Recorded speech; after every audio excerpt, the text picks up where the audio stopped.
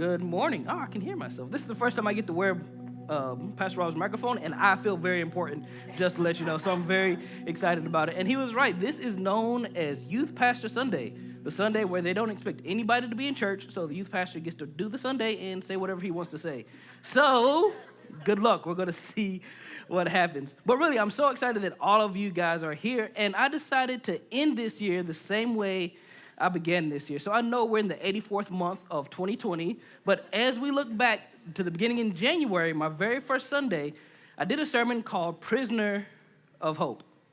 And just like everyone else here, when I first did that sermon, I had no idea what 2020 had involved. I had no idea that we would indeed be prisoners of hope. We would hope that we would have a cure for COVID. We would hope that we can all forget Tiger King, even though Carol Baskin did kill her husband, and I don't care how far she made it in Dancing with the Stars. We had hope. We had big dreams. And if you looked around the church world, you would see that they all had 2020 vision. Ask any pastor in January, they had 2020 vision. They saw what was coming. But I would say they need their vision corrected because no one saw what was coming for 2020. It's been an amazing year. There was ups, there's been downs. We've been crying, we've been rejoicing. It has been full of mess, of tears, and turmoil. So I'm going to end this year by talking about the door of hope. The door of hope as we get ready to enter into 2021. Now, Rob stole some of my thunder, so this bracelet here is a great bracelet if you can look at it. It's a little dinosaur. It looks really, really girly. And if I can tell you the truth, I got this from Zayla. So Zayla is my 3-year-old, and she has been obsessed with dinosaurs. Everything is dinosaurs. Dinosaur this, dinosaur that. And to her, I am Daddy Dinosaur T-Rex. And so she was trying to pick me out a gift, so she picked me out this gift right here. So I'm excited to wear this gift for this Christmas. And this Christmas was probably one of the best Christmases that I've ever had in my entire life. I loved it. We had 7 people in my house. It was 4 kids plus Mia and then me and my wife. And we had an exciting time. And I got amazing gifts from all of my kids. But today it is this gift. Now, don't forget this gift because we're going to talk about it again. But it is this gift in particular.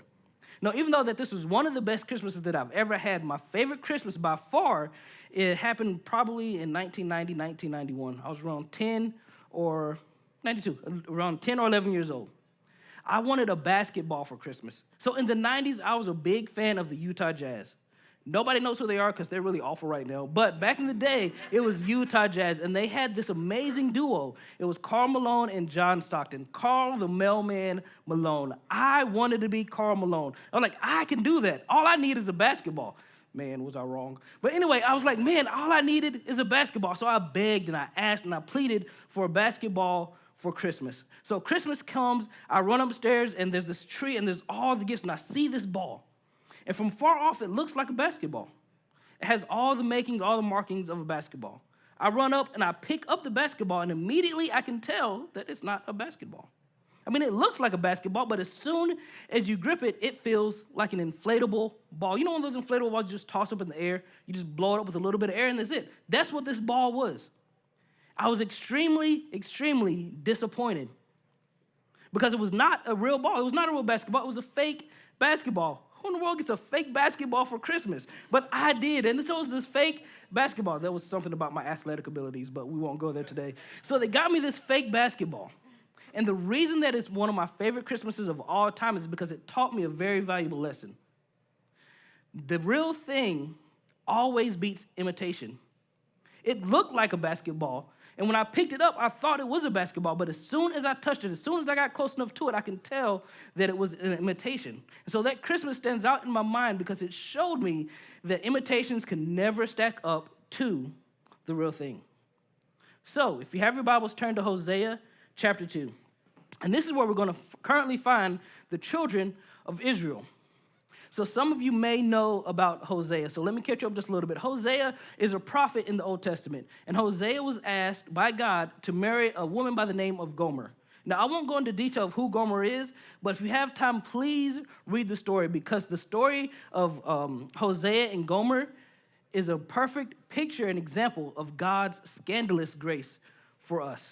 It's an amazing, amazing story. So it's this prophet, it's this person that's speaking to the children of Israel. And at this point in time, the children of Israel are in this place where they seem like everything is prosperous, but they're about to go into this season of turmoil, the season of trials and tribulation. And so they've been putting their trust in everything else but God. They've been putting their trust in imitations. They've been trusting other gods. They were trying to trust kings and kingdoms and peoples and friendships.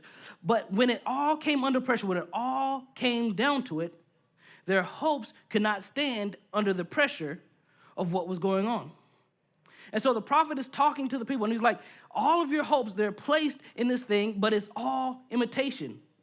You guys are looking to place your hope in this, and you're looking to place your hope in that, but you're forgetting the one where your hope should be placed, and that is in God. And I'm going to tell you why. This is where we find in Hosea chapter 2. And in 2020, all I can say is that our hope has been assaulted over and over and over again. Think about it. When this year started, we all had high hopes. I had hopes of getting a beach body, but that didn't happen. So anyway, we all had these high hopes. We all had these dreams. We all had these visions that we thought we were going to accomplish. And then January comes and Kobe dies. Now, for me, that was one of the biggest losses. I'm a really big basketball fan, and Kobe was one of the greatest, and we lost him really early. And then COVID comes in. And if I'm being honest, I thought COVID would be around for 5 to 6 weeks, and then, we'll be done. We'll get back to business as normal. Man, was I wrong. And then we had the Black Lives Matter movement.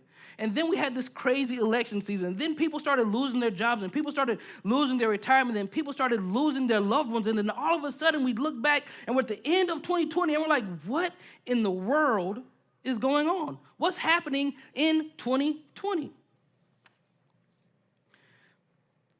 2020 has been nothing but disappointment after disappointment after disappointment. When I woke up on that Christmas morning, I was full of hope, but as soon as I saw that basketball and I touched it, I was full of disappointment because it was not the real thing. So we're going to read Hosea chapter 2, and I'm going to read verses 14 and 15. And it says, "Therefore, behold, I will allure her and bring her into the wilderness and speak tenderly to her. And there I will give her her vineyards and make the valley of Achor a door of hope. And there she shall answer as in the days of her youth, and at the time when she came out of the land of Egypt." Now, for us to understand the importance of what Hosea is saying here, we have to go back and understand what the valley of Achor is. The valley of Achor is actually found in the book of Joshua. This all happened in Joshua 6 and Joshua 7. So Joshua came right after Moses. So Moses is leading the children of Israel out of Egypt. Moses did something, so he couldn't enter into the land of promise, but Joshua was elected to lead them into the land. And so they're standing at the land of promise. They're about to cross the Jordan River. They're about to go and take Jericho. If you watch VeggieTales, you know that song, Marching Around the Wall. You had the peas on the top. So it's this city. It's Jericho. And so they march around the city 7 times, and the city falls without their interaction. God did it. But God told them something very, very important. He said, when you go and take the land that I am going to give you, Jericho is mine. Everything in the city of Jericho is mine. All the land, all the buildings, all the money, everything in Jericho is mine. So they're standing there, crossing over the Jordan. They take Jericho. And they're excited because they didn't even really have to do anything. They marched around for 7 days. On the 7th day, they marched 7 times and blew the trumpet, and the city fell. God's hand took it. And his only request was, everything in here is mine. Everything else is yours. Jericho was the beginning of the promise. It wasn't the end of the promise. So he said, give me what is mine, and then you can have the rest. But there was a guy by the name of Achan. So Achan goes into the city, and he does it. He's part of the fighters, and so he fights in the city. He goes and he takes it, and he sees something. He sees a cloak. He thinks nothing of it, so he takes the cloak. Then he comes across 200 pieces of silver, and he takes the silver. Then he comes across this gold, and he takes the gold. Forgetting what God says, so he goes, and he takes all these things, and he places it under his tent, thinking nobody is going to notice. So after they take Jericho, Joshua is about to go and fight Ai. Ai is another city they're supposed to take, and Joshua thinks they're going to win this battle because God told him to go do it. So they go and fight, and they lose the battle at Ai. Joshua doesn't know why they lose the battle. He just knows that they lost. So Joshua falls on his face. He's crying to God, and he's like, why did we lose the battle? So God lets Joshua finish doing all his crying and all his moaning, and then he says, get up. There's somebody in the camp that took something that I told them not to take. So Joshua immediately gets up and he goes through the town, and he actually finds out who it was. And it's Achan, and he's from the tribe of Judah. And he says, Achan, tell me what you did. So Achan tells him what he took and what happened. So they take Achan, they take all that he has, all that he owns, and they stone Achan, and then they set him on fire. See, he took what was supposed to be dedicated to the Lord. So he was supposed to set all that on fire. So when he took it, he took something that was God's, and then he had to pay the price for it. Now, I know that this is end-year giving, and this has nothing to do with end-year giving, but there is a principle about tithing in here. So when God gives us the ability to get money or do what we do, we tithe off of that, and the tithe is 10%. But just as important as how much we give, it's what we give. God doesn't want the last. He wants the first. You see, what happened was Achan was coveting what was in there, and instead of giving God what was the first, he tried to take it for himself because he thought he knew better, and in the end, it cost him. When God blesses us, when God gives us the ability to get wealth and to do what we do. We give God 10%. That's the principle of the tithe. But we also give him the first. That means we don't give him the last. We don't give him what's in the middle. We give him the first. So before Spectrum gets paid or before anybody else gets paid, I know it's going to be the beginning of the year soon. So before Planet Fitness gets paid, we all have to make sure that God gets his first. So that's the principle of the tithe that's in here. But back to the story. So Achan did all of this. And so they take Achan to this valley. And Joshua says to him, why have you troubled us, Achan? Now, since you troubled us, God is going to trouble you. And they destroyed Achan at this place. That is what the Valley of Achor is. And there will be a picture of the Valley of Achor up here. But this is where they take Achan. So all of that for 200 pieces of silver, some gold, and a coat. So picture this. Hosea is talking to the children of Israel. He mentions the Valley of Achor. Immediately in their minds, they will know that it was a place of trouble, a place of turmoil. Because at this place is one of their greatest defeats. So when he mentions the Valley of Achor, it would have been clear in their mind exactly what he was talking about. So I don't know about Florida. I do know there's a couple of places here that I will not go because you just don't go there. In Cleveland, Tennessee, where I'm from, there was a place across the train tracks, right across from Lee University. Nobody ever crossed the train tracks unless you lived in Cleveland, Tennessee. We had this grocery store called Vest Grocery Store. Now, at Vest Grocery Store, you could buy anything you want. And when I say anything, literally, I mean anything you wanted. That place was full of trouble, turmoil, and death. So when I think of that Valley of Achor, that's what I picture in my mind. And there's always a place, there's always a Valley of Achor, there's always a valley of trouble, of turmoil. And this is what Hosea is saying to the people. My greatest valley, my greatest spot of trouble, probably when I was around 19 or 20. I was saved I became a Christian 3 or 4 years before that. And I was hanging out with people that I shouldn't have been hanging out with, and I was struggling with my faith. I didn't know where to turn. I was barely believing in God. I was barely holding on to hope.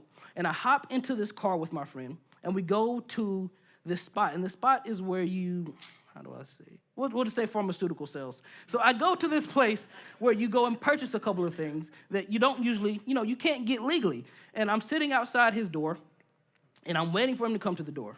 And then I get a phone call from this lady named Rhonda Kinches. Now, if you've heard me tell a story, I've told a story a couple months ago about my friend Bud. This is his mom. I call her my white mama. I love this woman to death. When I was very young in the faith, she took me in and she taught me about the Bible and she loved on me and she helped me. And so this is my white mama. And I know one thing for sure. If you have a praying mama and they call you, it's never good. It's never good. It was never good in my case. And this was the case. So she calls and I can't ignore a phone call because she'll just call right back. So I picked up the phone and she said, Daron, I've been praying for you. I was like, uh-oh. She said, God told me to tell you something. Right then and there, I wanted to hang up. She said, what you are searching for is an imitation. You've been trying to fill your life with things that don't matter. And what you really want, what you're really looking for, what you're really searching for can only be found in God. Click. What? No goodbye, no I love you, no nothing. She hangs up the phone. At that moment, I knew that she was serious. The children of Israel were getting that phone call right now from Hosea. He was saying, look, I know that you're about to go into the valley of trouble. I know that you're about to go into the valley of turmoil. But I have a message of hope and of joy for you. And it's not found in imitations. It's not found in where you thought that it was going to be found. It is only found in me. So here we are at the doorstep of 2021. And in front of us is all of hope and all of our dreams. And behind us is all of 2020, all of its messiness, all of its turmoil, all of its trials. And it looks hopeless. But God's message is one of hope and of love and of joy. And if you're like me, you're asking the question, so God, how are you going to turn 2020 into a door of hope?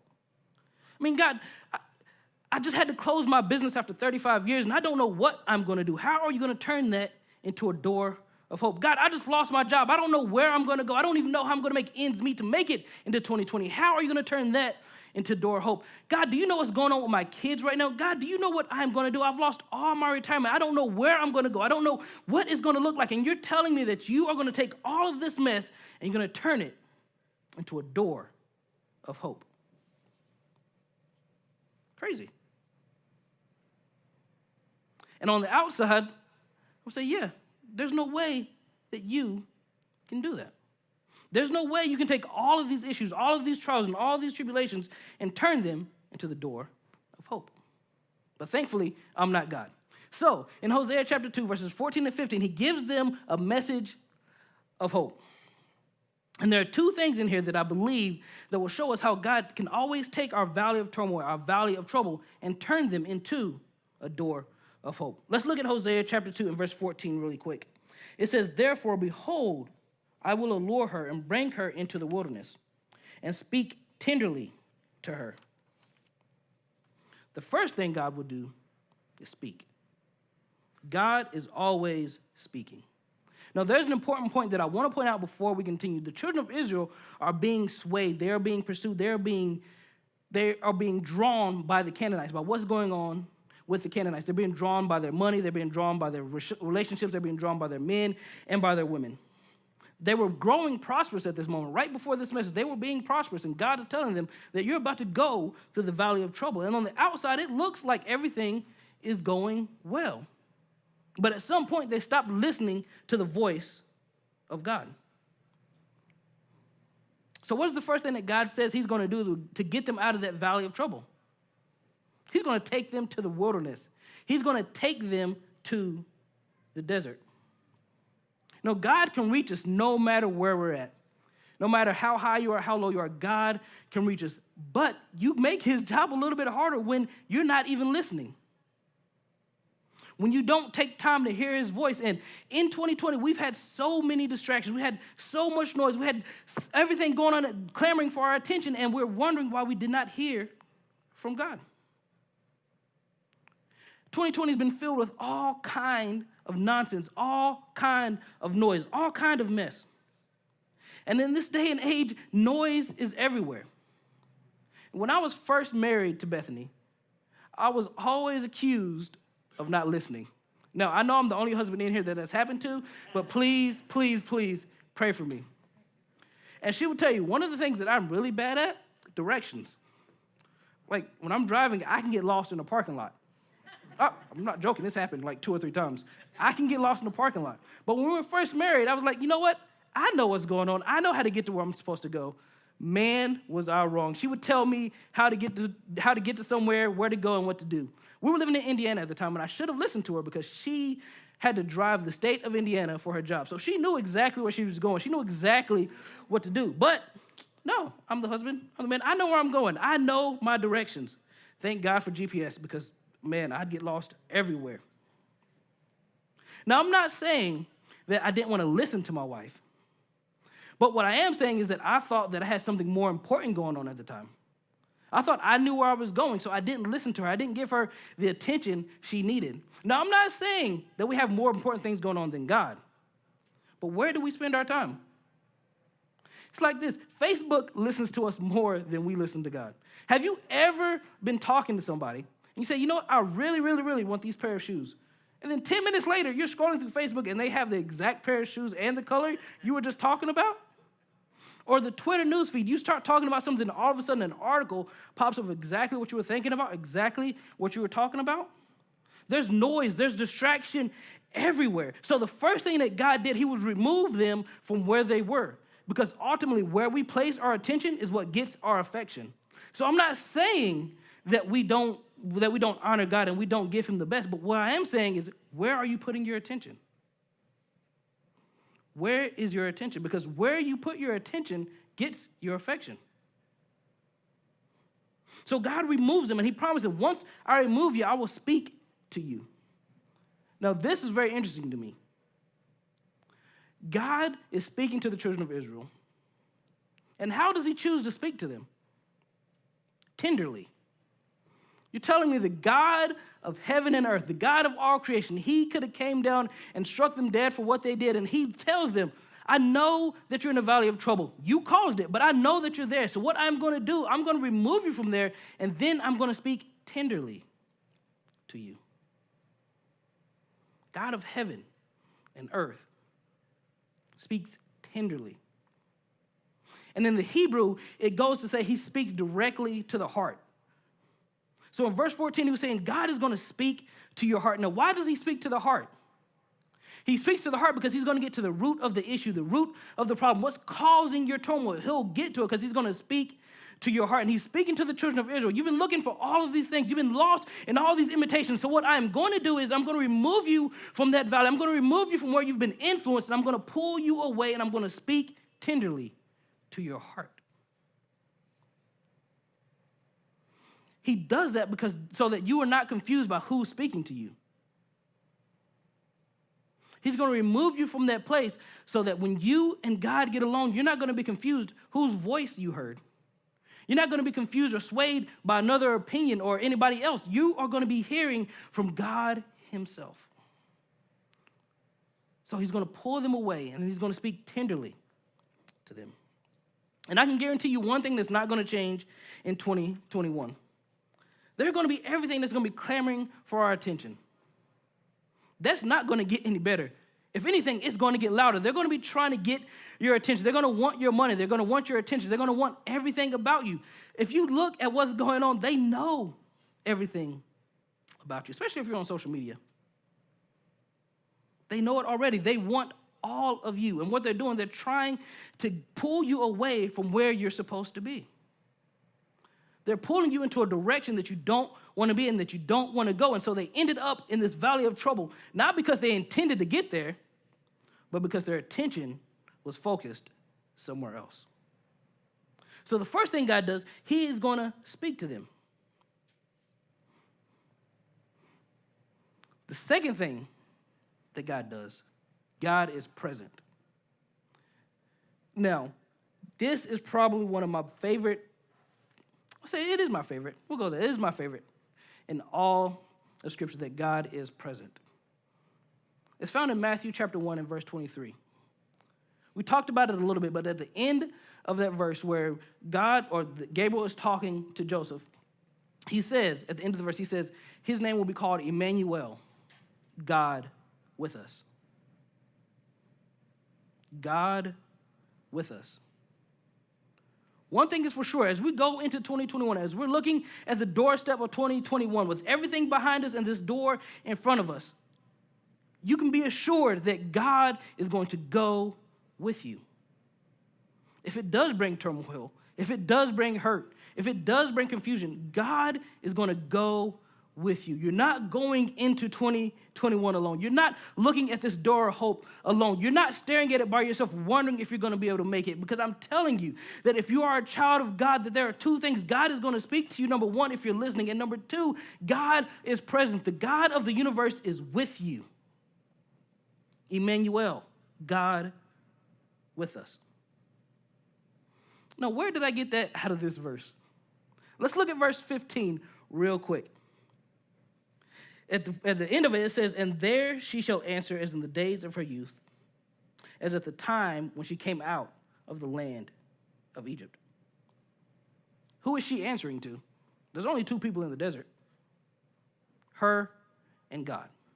Now, when Hosea is writing her is really the children of Israel. It's the people of Israel. So whenever you see her right here in Hosea, he's talking about the whole people.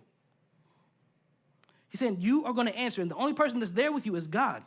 So God is with them in this desert, in this place. God is with them, speaking to them. And then he writes the word hope. The Hebrew word for hope was tikvah. I had to look it up because I'm not really good at Hebrew. So tikvah, and it comes from the root word that means to wait or to look for with eager expectation. Waiting in hope, then, is an expression of our trust. Tikva means that we are going to wait patiently and we're going to endure because we know that God is going to come and deliver us, that God is going to come and answer. So we wait expectantly. We are expecting God to come and deliver us.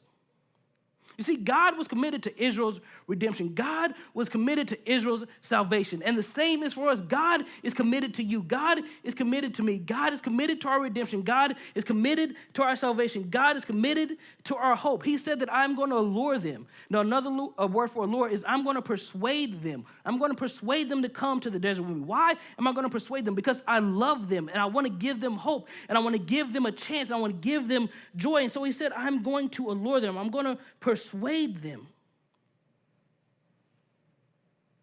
while they're in the valley. And literally the valley is just a low place. God is going to take the lowest place that you've been and he's going to give you an opportunity, a door of hope. And with the midst of everything that's been going on in 2020, can we not say this has been a valley of a valley of trouble? The interesting thing is, God is not new to valleys. Throughout the entire Bible, there are valleys everywhere. When you look at the Red Sea, what did you see? The army of Egypt is behind them. In front of them is the Red Sea. Their trouble, their turmoil, their pain is right behind them. In front of them is this sea, the Red Sea, and they don't know how they're going to cross it. So what does God do? He opens up the sea and he makes it a door of hope. So they had to go forward the door, and they went through the door because God was with them. He turned that opportunity into a door of hope. But we're not going to stop there. We can look at Shadrach, Meshach, and Abednego when they are looking at the furnace in front of them, and behind them is a king who wanted them dead. And so he throws them into this furnace, and there's 3 people in this furnace. Then all of a sudden there's a 4th person, and the king is looking. He's like, I know I can count 1, 2, 3. Why is there 4 people in this fire? Who is this 4th person? I don't know who he is, but he looks like the Son of God. In the middle of that fiery furnace, in the middle of their trouble, in the middle of their turmoil, God was with them. And with the people that Hosea is talking to at this time, he's saying, you're going to go through this valley of trouble. You're going to go through this valley of turmoil, but I can guarantee you one thing, that there is a door of hope. And that door of hope is found in nobody else but Jesus. And that's what he said. He said, in the end, I'm going to give you a valley of hope, because if you continue to read through the book of Hosea, there are messages of hope all over the place. Even Jesus refers to this. And I think it's in John chapter 6, but he talks about that I do not want sacrifice. I want sacrifice. I don't want what you have to offer. What your sacrifices mean nothing to me. What I want is you. What I want is your life. What I want is all of you. I don't want your money. I don't want what you think you have to offer me, because all that means nothing to me. I want you. I want your commitment. I want your trust. I want you. Not because God's fidelity God's faithfulness, God's love is throughout the entire scriptures. And when he's talking to the people in Hosea, when he's talking to the Israelite people, he's saying, hey, my love has been here for you. I am faithful. I've been committed to our covenant. I've been committed to you. And now I want you to commit to me. Throughout this entire time, God is saying, be committed to me. I know that you're in the valley of trouble. Let go of those imitations. Let go of those things that are going to ultimately fail you. Let go of those things that cannot stand under the pressure of your hope and give it to me, because I can hold your hope, but I can also hold you. So at the same time, while I'm carrying your hope, I'm going to help carry you through this door of hope. You might not feel like it right now, but if you hold on to me and if you hold on to me, I can get you through this. Another part of this word of hope that means tikva is a picture, and I forgot my illustration. My example that I was going to bring, but it's a rope. It's like a rope tied to that thing that you hope for. So where has your rope been tied? They tied their rope to everything. They tied it to people. They tied it to politics. They tied it to money. They tied it to things. But ultimately, those things failed them. Because when they needed them the most, when they had their rope tied to them, it couldn't carry them. It couldn't carry the weight of their hope. And Hosea was saying, ultimately, your hope is only found in Jesus. Jesus is that door of hope. He is that door out of the valley. He is that door that you want to go through. He is the one. He is the only one that you can tie your hope to, because he can carry that weight. He is the only one that can support the weight of your hope and the weight of your valley. There's no one or nothing else that can support that or that can carry that. He became that door for us.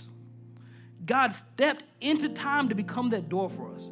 He went to Calvary to become that door for us. He died to become that door for us. He was rose again to become that door for us. Think about it. He didn't have to do any of that. He didn't do it for his benefit. He did it for us to become our door of hope. So when we look at 2020, we're like, God, how are you going to help us get through this? How in the world are we going to make sense of 2020 with everything that's going on? What do we do? And God is saying, you're supposed to hold on to me, tie your rope to me, and let's go through this door together. So as we look at 2021 and we're thinking, God, what are you going to do? Let's hold on to God, because I can promise you one thing. 2021 is coming, and we don't know what it's going to bring, but I can guarantee you we do know who holds 2021. The same person that held 2020. We're here because of his grace. We're here because of his mercy. And so as we go through the door of 2021, where is your attention? Where is your affection? Where is your focus? Who are you looking at? What are you looking at? Are you looking behind you? Are you looking at all those troubles and all those turmoils? Are you looking to your finances? Are you looking to politics? Where are you looking? Because I can guarantee you all those things will fail you if you are not tied to Jesus. Jesus is that door of hope.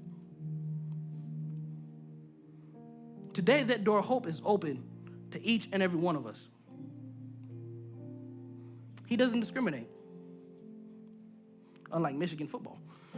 He doesn't discriminate at all. God loves us all.